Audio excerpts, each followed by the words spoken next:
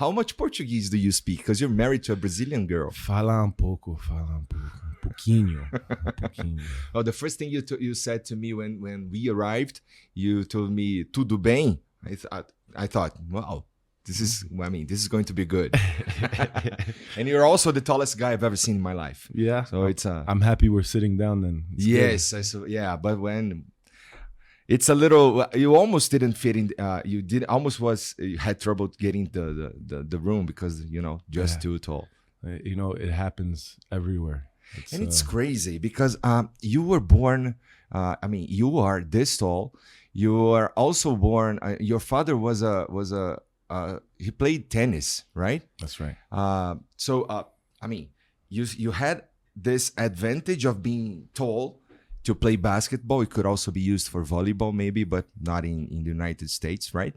But how did basketball get to you? Because if you look into if you take a look at your parents, basketball wouldn't be the first thing a person would guess for their kid to do. Well, for me, I was born in New York City. So when you think of futebol here, it's like the energy. It's like a religion here. Yes, football. It is. So when you go to New York, that's what basketball is. Like every street corner has a playground. This is kind of the energy that I grew up around. And then, my father's from a lot of different places. He's from France and Cameroon. And then my mother's Swedish. So as a tennis player, I had the privilege to travel and go to those places, go to, Christmas in Cameroon. Santa Claus was black, man. Easy. Oh, that's amazing. That's very different. Exactly. That's when I knew. I was like, man, how Does is he wear the same outfit? Santa Claus is black in Cameroon, but he's white in No, what's going on here? I knew it was fake. Okay. Does he wear the same outfit, the red one? Santa Claus in Cameroon? The only difference that he's black. Black. Well, I guess, if everybody's black there, it was only natural that Santa Claus would be black too, right? It was interesting. Well, did you get a chance to see a picture of Jesus there? Of course. Is he black? Nope. Not in Cameroon. Okay. But I guess that's different for everybody. Everybody has their own perceptions, right? Yeah, I guess so. I know you're kind of a spiritual guy. Is that right? But you're not a religious guy. Exactly. Right? Wow. Okay. How did that come to be? Did your parents have any religions and what? Yeah, my grandparents on my mother's side went to church. My grandmother's a murmur, is a church woman. She would go and help the kids, do a lot of social work with the church as well. Protestant. And then on my grandmother's side in Cameroon, on my grandfather's side, yes, they were going to the church as well.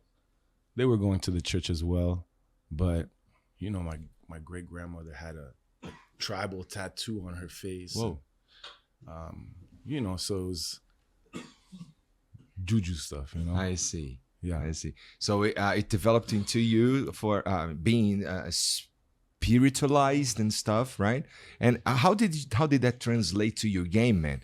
Because I don't know, watching you play, we were talking before here. There's you can see a lot of heart there.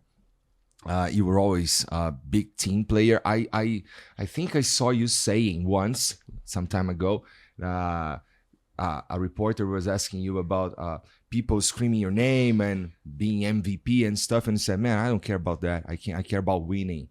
Right? And when we see you playing, we see a lot of heart again. And is that you, or was that strategy? I don't know. For me, the way that I played the game, like, I really hated to lose. It was just, I couldn't sleep after the loss. I couldn't sleep after the win too. I wanted to celebrate. I wanted to be out after the game. But when I lose, go home just in my mind thinking about the game. So Yeah, that was my life for a long time. Just being competitive and took it very seriously. Trained very hard. It's a very routine life being an athlete. The earlier you go to bed, the better. It's boring. It's boring. I suppose so. Yeah, but you got to find joy in the rhythm, and I think I was raised with. I'm a third generation athlete. Like my grandfather was a soccer player, football player. Dad played tennis.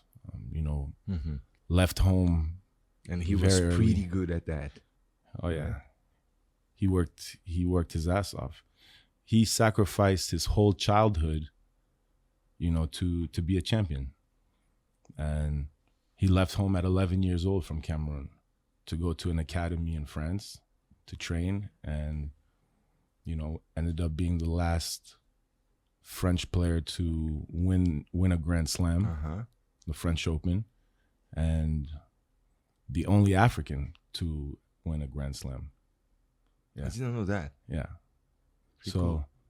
Yeah, it was like just being around that kind of DNA as, just my parents divorced young, but just being around that kind of energy around somebody, but also the work and the sacrifice that it takes to be a professional athlete.